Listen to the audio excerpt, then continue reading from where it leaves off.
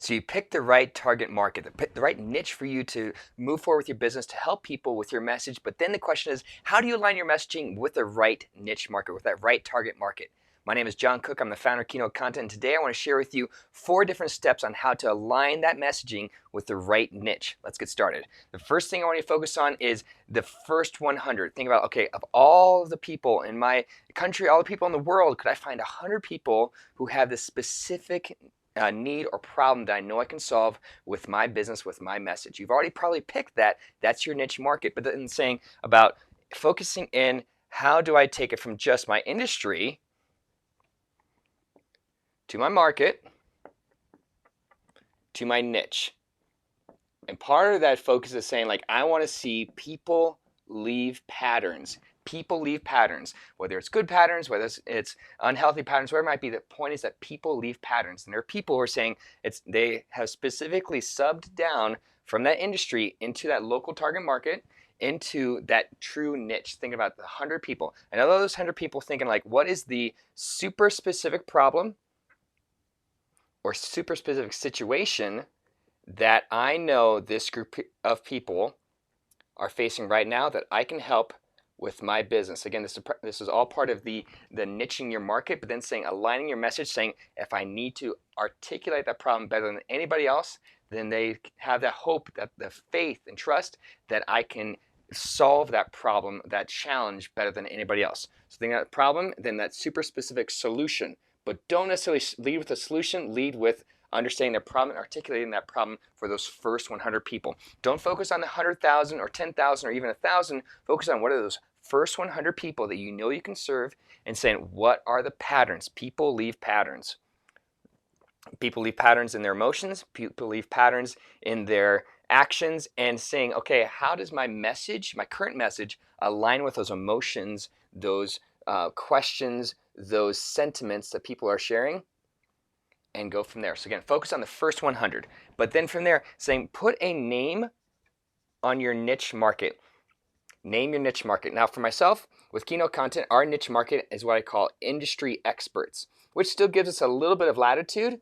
And my focus is not necessarily always having like this super, almost like an excruciatingly small focus in my message, but saying inside this niche, there is some latitude. My job is not to necessarily keep niching down, but saying, well, how do I right size my niche for my market, and then right size my niche for my message? It can't be like, hey, if you're wanting to help parents who are struggling with a great screen policy for their kids, saying, okay, I really want to help, and say, all my message is about iPhone apps. Okay, that's pretty niche, that's pretty specific, but saying, what if that niche and that message is not just the iPhone apps, but saying, helping parents with for their first teenager have a great screen policy for any device. That gives you a little bit of latitude, but it's still pretty niche. And it's not helping necessarily all parents. The parents of a 2-year-old hopefully don't need a screen policy for a 2-year-old. Maybe they do.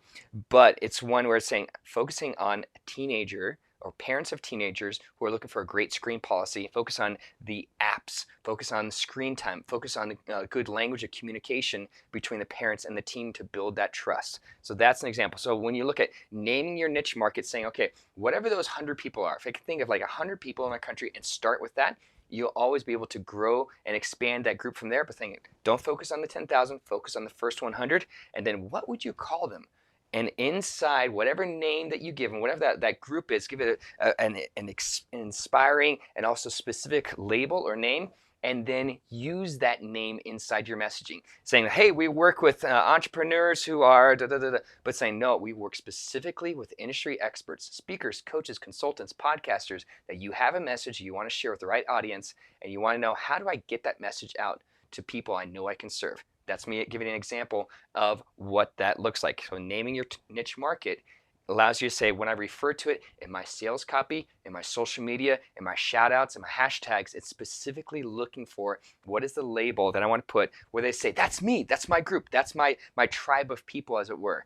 From there, when you can put a label or a name to it, it allows you to say, and here are some of the emotions. And even if it's a new group or a new kind of a hybrid name, saying like, hey, we're solopreneurs.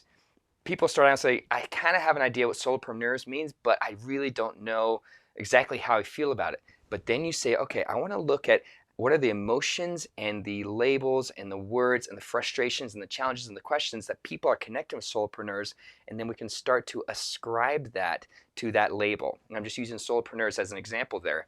But what you're doing is the more you can put a label or a name on something that you want to help, that you want to serve, the more you can say, hey, are you this? Are you a solopreneur? Are you an industry expert? Are you a parent who's struggling to have a great screen relationship with your teen and how they engage with the devices in the world around us? Put a name to your niche. Name your niche market and then talk about that niche inside your content. Any piece of content you put out, specifically put it in there. The third thing I want you to do to really align and really niche your message is embed self-selection. Now this is one where I hope it's okay I'm sharing this with you because this is one of the most overlooked pieces of information. I share this with different clients and say, well, tell me more about this embedding the self-selection. And when I share it, different clients go, my goodness, yes, I know that would really help me and my calendar and the people I want to connect with so we know what the right fit. Because you can pick a great market, but if you don't have a messaging that attracts that right market, you're going to continue somebody outside that niche, and it's going to frustrate you, it's going to frustrate them. And this way you can say, if I can self-select, they self-select. It's not saying, hey, I'm not going to work with you. But here's a great example. I like saying, we may be if, and we may be not if not. So an example of this is saying, if you're looking for just kind of a magic elixir or a shortcut or just the easiest way possible to solve this problem, we're likely not the right fit. But if you're willing to do hard work, if you're willing to even do some deep introspection and ask the questions that you've probably or maybe been avoiding for several months, if not years, we might be a right fit. And so by putting this in and saying like, hey, for me, I'll just use content example, saying, if you're looking for somebody to just create all your content, you really don't care as long as you get sales, we're likely not the right fit. If you're just any business that's wanting to grow your market share and not really build true industry authority, we're likely not the right fit. But if you're a speaker, if you're a coach, if you're a consultant, somebody says, I know that I have a message, a powerful message that can share and shape the world and change people's lives, the more I can help you make a difference with this business. If I just can get in front of the right audience, we're probably the right fit.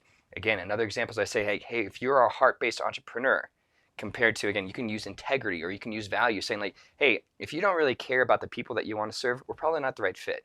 But you're saying like, I'm a heart-based entrepreneur, I'm a heart-based coach who says, I care so deeply about my clients as if they're my own family.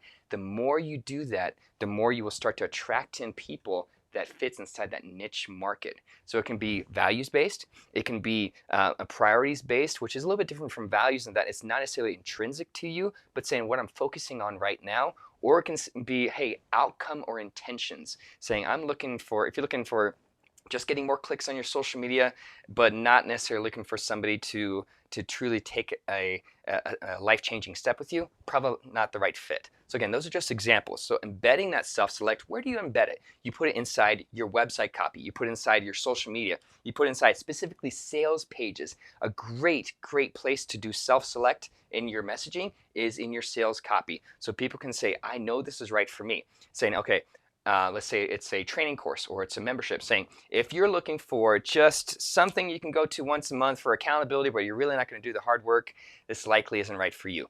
But if you're saying like, hey, I want to be part of a community, I know that I can help people, and I know that I love to brainstorm and share and kind of grieve over flops and failures and be able to celebrate wins and just be with people and ask questions that I think might be dumb questions, but this might be the perfect community for you.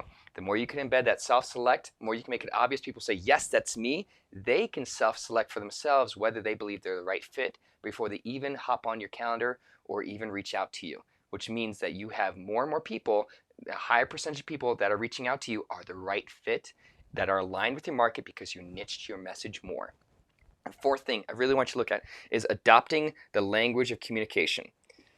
Inside that target market, inside that kind of that first 100 here, inside that first 100, there's a language of communication. People are talking about not just your industry, but they're talking about specifically in that niche. Single moms talk about things very differently than many moms who are in a relationship or even married.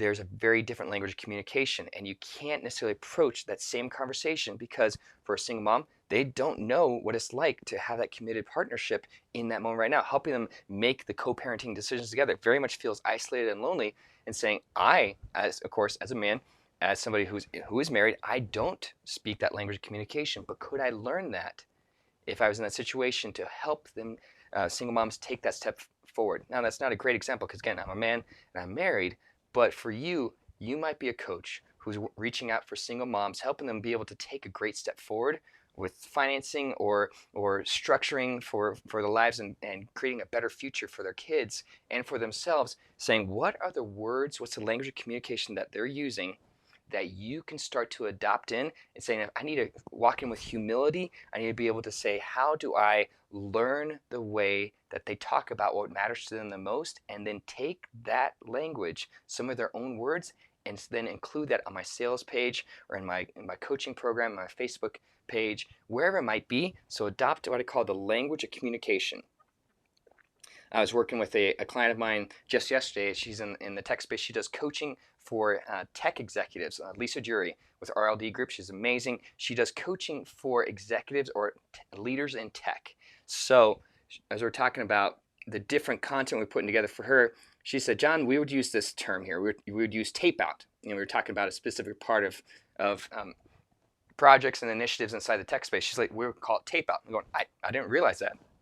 But she knows that language. And so for me, if I'm creating content for her, saying, let's use that language of communication, let's use words like tape out, let's use about, initiatives, KPIs, whatever it might be, using that language of communication, saying, I can't use it unless I learn and understand it first with humility and that kind of learning mentality, and then bring that into my content. So they're saying, yes, they get me, they understand me, they're aligned with me from a message standpoint, and I believe they're aligned with me from a value standpoint, from the self-selection, but then they're also aligned with me from saying they know who I am, they see me. So no matter your industry, no matter whatever that niche market is, aligning your message talks about doing the hard work of understanding how are they talking about what matters to them. And I love the term from Seth Godin, arguably the greatest marketer who's still alive today, is going, people like us do things like this. Using that same mentality, bring it as you niche your message to fit your niche market, saying, what do people like, these ideal prospects, these ideal clients, what do they do and how do they do it and why does it matter to them? And how can I show that it matters to me in a way that can help them have a better future?